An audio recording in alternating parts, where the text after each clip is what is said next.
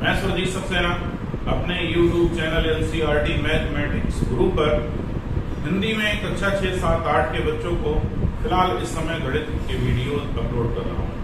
आज के वीडियो में कक्षा 7 के बच्चों को पढ़ाएंगे 7वां चैप्टर जिसका नाम है वाणिज्य गणित। इसकी पहली अभ्यास में पढ़ा चुका हूँ, जिसका पहली अभ्यास में जो चीज पढ़ाई वो थी अनुलोम या सीधा समानुपात।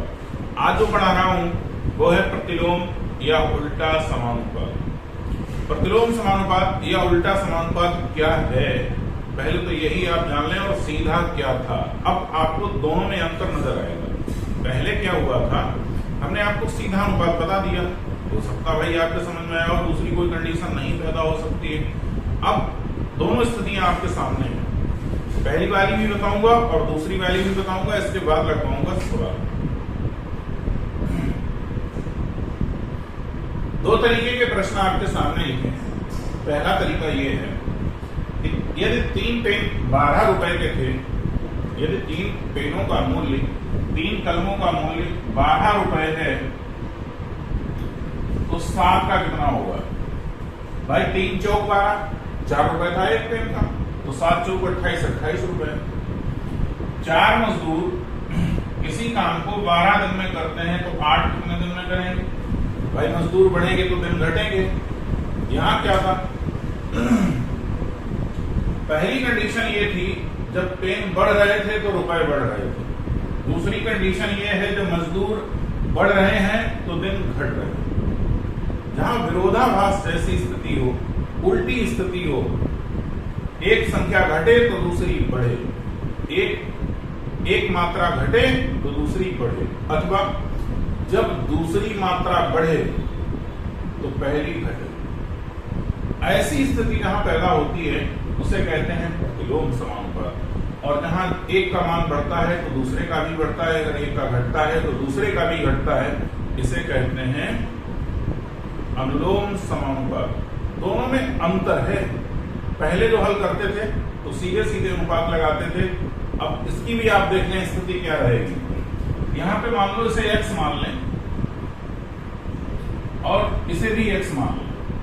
यही चीज मान लो आपसे पूछ रहा है कि 3 पेन यदि 12 रुपए के हैं, 7 कितने के हैं, तो हमने मान लिया 7x के हैं। 4 मजदूर अगर 12 दिन में कोई काम करते हैं तो 8 मजदूर कितने दिन में करेंगे, तो मैंने मान लिया x दिन में करेंगे। अगर इस प्रश्न को हम अनुपात में व्यक्त करते तो लिखते 3:7 समानुपात 12:x।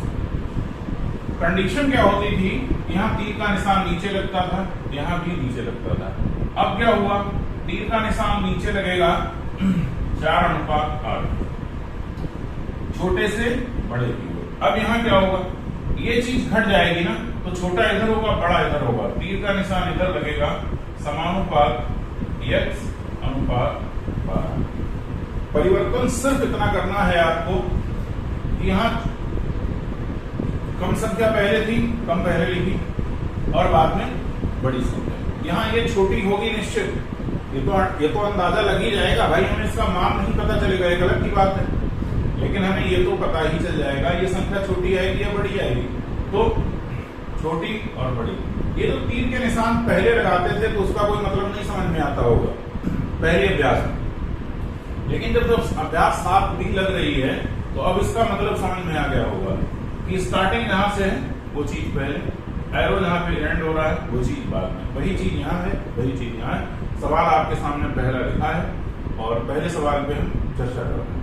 अभ्यास 7वीं आपके किताब के प्रश्न संख्या 175 पर जो पढ़ा है इसका नाम है वाणिज्य गणित। पहला प्रश्न ये कहता है, शीला 12 किलोमीटर प्रति घंटा की चाल से अपनी साइकिल द्वारा अपने घर से पाठशाला का मतलब विद्यालय 20 मिनट में पहुंचती है। क्या चीज दी है आपको? चाल दी है और समय दिया है। उसे 15 मिनट में पहुंचने के लिए किस चाल से चलना होगा? जो चीज याद करनी होती है उसी को मान लेते हैं। माना शीला की चाल बराबर x किलोमीटर प्रति घंटा, यही तुम्हें याद करना है। अब यहां पर दिया है समय, और समय किसमें दिया है? मिनट में। फिर यहां दी है चाल, और चाल किसमें दी है? किलोमीटर प्रति घंटा। सबसे पहले समय लगा था 20 मिनट और उसकी चाल थी 12 किलोमीटर प्रति घंटा। 20 मिनट में 12। दूसरी कंडीशन क्या हुई? समय लगा 15 मिनट, समय घटा, देख रहे हैं ना, अब समय घट रहा है तो चाल क्या होगी? बढ़ेगी। लेकिन आपने मान कितना लिया है? x। ये चीज ऐसे और ये चीज ऐसे। समझ में आया ना एरो के निशान कैसे लगते हैं? सभी कुछ निर्भर करेगा इस बात पर कि आप ये निशान कितने अच्छे लगा देते हैं। छोटे से स्टार्ट करते हैं, बड़े की तरफ चलते हैं। ठीक, अब इसको क्या लिखेंगे? छोटा पहले, बड़ा बाद में। 15:20 समानुपात छोटा पहले, 12 अनुपात बड़ा बाद में 20। ये जो आपने छोटे बड़े क्या क्रम बिगाड़ के लिखा है, वो इसलिए लिखा है क्योंकि ये अब अनुलोम समानुपात में संख्याएं लिख गई हैं। ये पहले प्रतिलोम में लिखी थी। जब आपने क्रम से लिख लिया छोटा पहले बड़ा बाद में, तो ये अनुलोम में लिख गई। अब कंडीशन फिर वही होगी, मध्य पंक्तों की गुणा बराबर बाह्य पदों की गुणा। बाह्य पद कितने होंगे? 15 गुणा x बराबर 20 गुणा 12। x बराबर 20 गुणा 12 बटे 15। 5 तिया 15, 5 चौका 20, 3 चौक 12। x का मान कितना बचा? 4 गुणा 4, 4 चौक 16 किलोमीटर प्रति घंटा। 15 मिनट में उसे अपने घर से स्कूल पहुंचना अगर है तो उसकी चाल कितनी होनी चाहिए? 16 किलोमीटर प्रति घंटा। अभ्यास 7वीं का दूसरा प्रश्न आपके सामने है और प्रश्न में क्या दिया था ये बता रहा हूं। प्रश्न में दिया है कि कोई कार 48 किलोमीटर प्रति घंटा की चाल से चलकर कोई दूरी 10 घंटे में तय करती है। समय दिया है घंटे में, चाल दी है किलोमीटर प्रति घंटा। कार 48 किलोमीटर की दूरी 48 किलोमीटर प्रति घंटा की चाल से चलकर कोई दूरी, पता नहीं वो दूरी कितनी है, 10 घंटे में तय करती है। फिर दूसरी लाइन में आपसे कहा गया है वही दूरी, अब दूरी घटी बढ़ी नहीं, जब घटी बढ़ी नहीं तो उससे हमारा कोई मतलब भी नहीं रह गया। वही दूरी 8 घंटे में तय करने के लिए उसे कितनी स्पीड से चलना होगा। तो इसके लिए हम सबसे पहले मान लेंगे कि माना कार की स्पीड यानी कार की गति या कार की चाल x किलोमीटर प्रति घंटा है। सबसे पहले यही लिखा जाता है, माना कार की चाल x किलोमीटर प्रति घंटा है। तो यहां पर कितना लिख देंगे? x। अब आपको लगाने हैं साइन ऑफ एरो, तीर के निशान।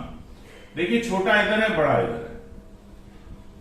ठीक, जब 48 किलोमीटर के हिसाब से चल रही थी तो 10 घंटे लगे। अब जब घंटे कम होंगे तो चाल बढ़ेगी, मतलब पहले कम थी तो 10 घंटे लगे। अब जब 8 घंटे में वही दूरी तय करना है तो चाल तो बढ़ानी पड़ेगी, जब समय आप बचाओगे। अब आपको लगाने हैं निशान, समानुपात के निशान। 8:10 समानुपात 48 अनुपात 1। 8 पहले लिखा, 10 बाद में लिखा, 48 पहले लिखा, x बाद में लिखा। ठीक, बाह्य पदों की गुणा। बाह्य पद कौन से हैं इसमें? 8 और x हैं, बराबर। मध्य पदों की गुणा। मध्य पद कितने हैं? 10 और 48 हैं। x का मान 10 गुणा 48 बटे 8, 8 छंग 48। x बराबर क्या बचा? 10 गुणा 6। x बराबर 60 किलोमीटर प्रति घंटा।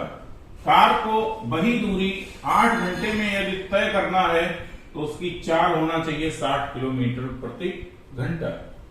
तीसरा प्रश्न ना लिखकर प्रश्न का मर्म यानी प्रश्न की मूल चीजें लिखी गई हैं। बात इसमें यह कह रहा है कि एक सुनीता नाम की महिला है, यदि वो 8 दिन में कोई स्वेटर बनती है तो प्रतिदिन उसे 4 घंटे बुनाई करनी पड़ रही है। एक दिन में यदि वो 4 घंटे स्वेटर बन रही है तो वो स्वेटर 8 दिन में बिन दे रही है। फिर आपसे पूछ क्या रहा है? पूछ ये रहा है कि ये वही स्वेटर उसे 6 दिन में पूरा करना है, तब कितने घंटे रोज बुनना पड़ेगा? लिख लिया। माना सुनीता को x घंटे प्रतिदिन स्वेटर बुनना पड़ेगा। सुनीता को x घंटे प्रतिदिन बुनना पड़ेगा, तो यहां लिख दिया x घंटा। अब आपको करना है अपने माइंड का यूज। जब दिन 8 थे तो घंटे 4 थे। 4 घंटे रोज बुनती थी तो 8 दिन में बन रही थी। 6 दिन में अगर बनना है तो घंटे बढ़ाने पड़ेंगे भाई। जब दिन कम करोगे तो बुनाई बढ़नी पड़ेगी। तो यहां तो कम समय ये था, ज्यादा ये होगा। दिन यहां है तो ये होगा। छोटा पहले बड़ा बाद में, छोटा पहले बड़ा बाद में। बाह्य पदों की गुणा, मध्य पदों की गुणा। बाह्य पद कितने हैं? 6 गुणा x। और मध्य पद कितने हैं? x बराबर 8 गुणा 4 बटे 6। 2 तियां 6, 2 दूना 4। 8 दूनी 16 बटे 3। 3 से तो ये कटने से नहीं, कटने से रहा। तो अब जाहिर सी बात हमें मिनट में बदलना पड़ेगा, क्योंकि ये समय दिया था घंटे में। मिनट में बदलने के लिए हम क्या करते हैं? कितने से गुणा करेंगे भाई? या तो यूं करें कि इसी को हमने यहां मिनट में बदल लिया होता, 4 घंटे को ही मिनट में बदल लेते। अगर यहां नहीं बदला, यहां भाई जब 4 को हम घंटे को मिनट में बदलते तो हम क्या करते? 60 से गुणा करते। वही चीज यहां कर दे रहे हैं। यहां जब नहीं बदल पाए तो यहां जब 60 से गुणा कर देंगे, भाई 4 घंटे ऊपर था ना, मिनट में बदल जाएगा। 3 दूना 6, 20 होगा क्या? 16 गुणा 20। x बराबर 320। 16 दूनी 32। अब ये 320 मिनट निकल के आए। आंसर तो आपका मिनट में होगा नहीं, क्योंकि सवाल घंटे में दिया। अब आंसर घंटे और मिनट में लिखना पड़ेगा। तो फिर जब 320 मिनट को घंटे में बदलना है तो 60 से भाग करेंगे, 5 बार देंगे। 5 छक्का 30, कितना बचा? 20। ये जो जितने बार पड़ गए घंटे हो गए, जो शेष बचे ये मिनट हो गए। समय कितना हो गया? x बराबर 5 घंटा 20 मिनट। सुनीता को यदि 6 दिन में स्वेटर पूरा करना है तो उसे 5 घंटा 20 मिनट प्रतिदिन बुनना पड़ेगा। और अगर वही स्वेटर 8 घंटे में 8 दिन में देना है तो 4 घंटे। 2 दिन कम होंगे तो उसे 1 घंटा 20 मिनट प्रतिदिन ज्यादा स्वेटर बुनना पड़ेगा। आज के वीडियो में आप लोगों को बस इतना ही। उम्मीद है अनुलोम समानुपात, प्रतिलोम समानुपात का अंतर आपके समझ में आ गया होगा। मैंने बेहतर तरीके से समझाने का प्रयास किया। प्रतिलोम में विरोधाभास होता है और अनुलोम में विरोधाभास नहीं होता है। पढ़ाने का तरीका यदि आपको अच्छा लगता है, वीडियो को मेरे शेयर कर दीजिए, ज्यादा से ज्यादा फैलाइए। उन लोगों, उन बच्चों तक भी पहुंच जाए जिन्हें हिंदी में गणित पढ़ना है। Thank you. All of you best your luck.